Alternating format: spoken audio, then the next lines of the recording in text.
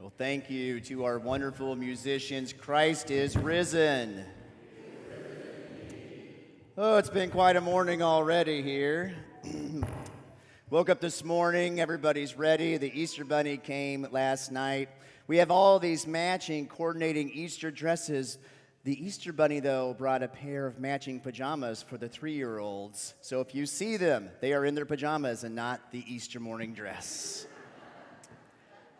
To begin this morning, I want to share with you a passage that's from the Gospel of John. It's heard around the world this morning. It describes the disciples as they made their way to the tomb and what they discovered. Listen now as if you are hearing this story for the first time. Early on the first day of the week, while it was still dark, Mary Magdalene came to the tomb and saw that the stone had been removed from the tomb. She ran and went to Simon Peter, the other disciple, the one whom Jesus loved, and said to them, "They have taken the Lord out of the tomb. We do not know where they have laid him." Then Peter and the other disciple, and we're going to come back to this later, so remember this line, Peter and the other disciple set out and went toward the tomb. The two were running together, but the other disciple outran Peter and reached the tomb first. He bent down to look in and saw the linen wrappings there, but did not go in. Simon Peter came following him and went into the tomb. He saw the linen wrappings lying there and the cloth that had been on the head of Jesus. Everything was in a place by itself. Then the other disciple, that other disciple keeps on showing up, the unnamed other disciple who reached the tomb first, went in and saw and believed. For as yet they did not understand this scripture, that he must rise from the dead. Then the disciples returned to their homes. But Mary stood weeping outside the tomb. As she wept, she bent over to look into the tomb, and she saw 2 angels dressed in white sitting where the body of Jesus had been lying, one at the head and the other at the feet. And they said to her, "Woman, why are you weeping?" "They have taken away my Lord," she said. "I do not know where they have laid him." When she said this, she turned around and she saw Jesus standing there, but she didn't yet know that it was Jesus. Jesus said to her, "Why are you weeping? Whom are you looking for?" And Mary thought that the person talking to her was the gardener. She said to the gardener, "Sir, if you have carried him away, tell me where you have laid him, and I will take him back." But Jesus said to her, "Mary, Mary." And she turned and said to him in Hebrew, "Rabboni," which means teacher. And Jesus said to her, another important line here that we're going to focus on. Jesus said to her, "Do not hold on to me, because I have not yet ascended to the Father.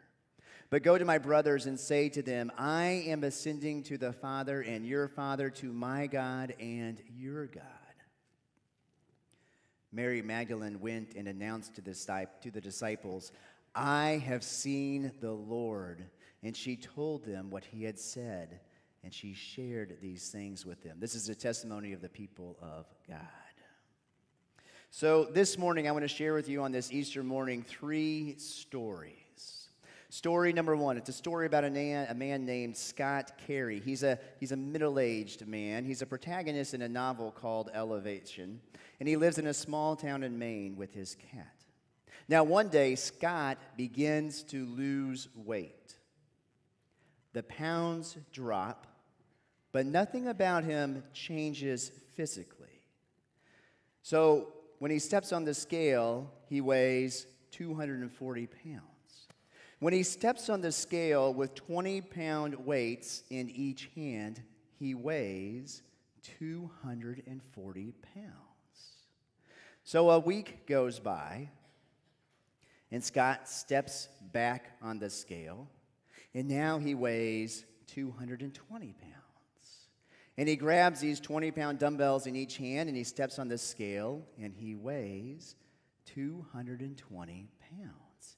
And everything about him physically looks exactly the same, but he keeps dropping weight on the scale. And the more that he drops weight, the less effect Earth's gravitational pull has on him.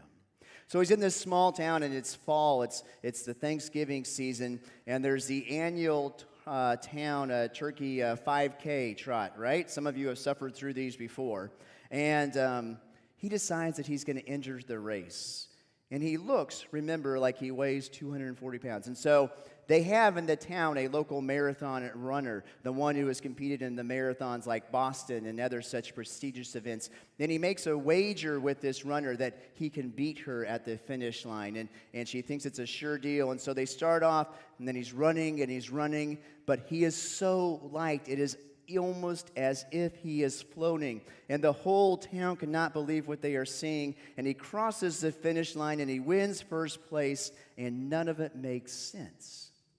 Well, the novel progresses, and there's all sorts of subplots in there, but here's what you remember for this morning. The more that the pounds fall away, at least on this scale, the more at peace and at one with the world and with his own self he is. In other words, the lighter he becomes physically, the more lighter and clearer he becomes mentally. And so at the very end of the novel, he's literally being held down by his friends and his neighbors and his family members by ropes. And he says to them, "You've got to cut the ropes. You've got to let go of me. I have to go." And so they cut the ropes, and he flies up into the sky, and he looks up at all of the great stars, and he sees within the vastness of the dark the unity of creation and of God. Okay, that's story number one. Are you wondering how this is all going to fit in? Here comes story number two. It's morning, and Mary Magdalene is going to the tomb, as we just heard. And she gets to the tomb, and those linen cloths, they are in the tomb, but they're kind of scattered about. And so it's not making any sense. And the tomb, I talked about this with my baptismal candidates, the tomb had a giant stone that had a drop that you put in front of it. So it would be very hard to roll it out of the way. But it's been rolled out of the way. And she's looking around.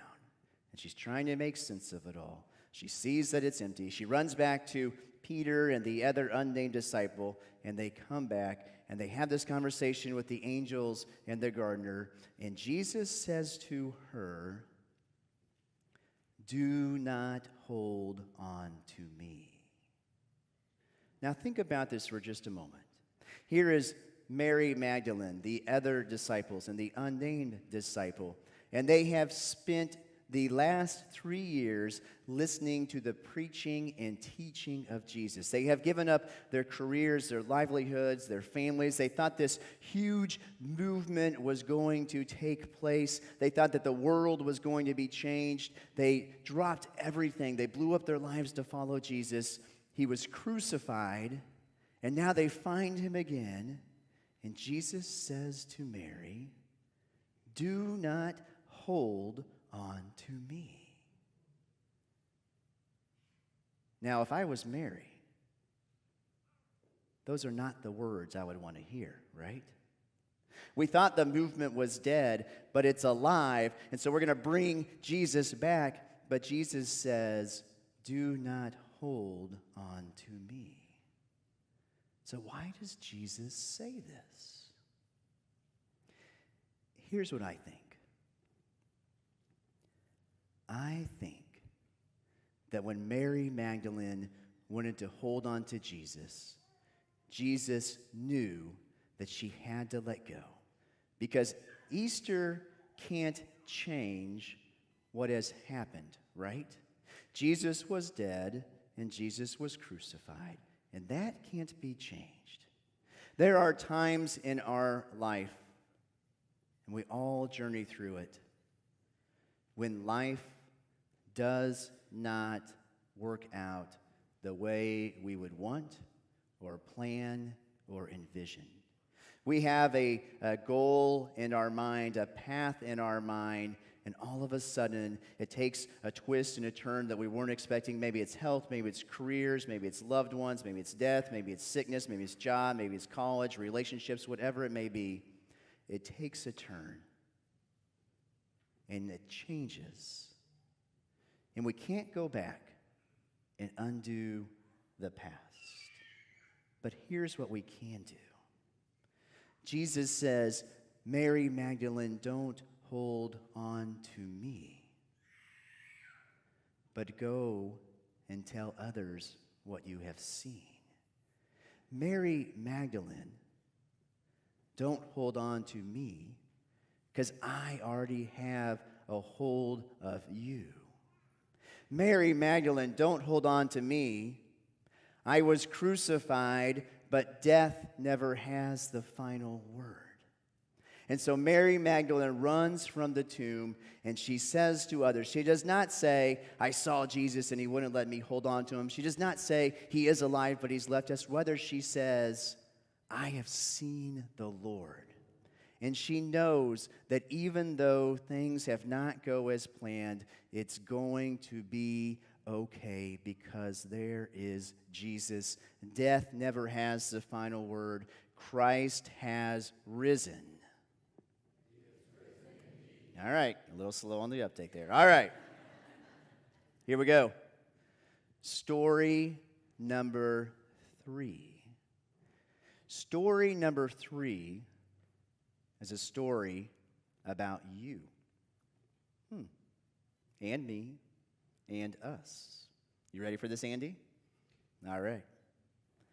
When Mary Magdalene first goes to the tomb, she sees that it's empty. She runs back. She gets the other 2 disciples. The other 2 disciples join her. They come to the tomb. There's 3 of them there.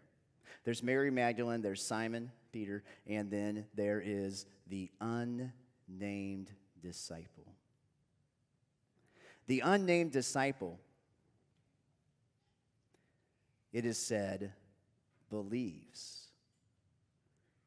But John doesn't say what the unnamed disciple believes. It doesn't say whether he believes that Jesus has died and risen from the grave. It doesn't say if he believes that Mary Magdalene says they have taken from his body from the grave. It simply says the unnamed disciple believes and then goes back to the other disciples. The unnamed disciple is you and me.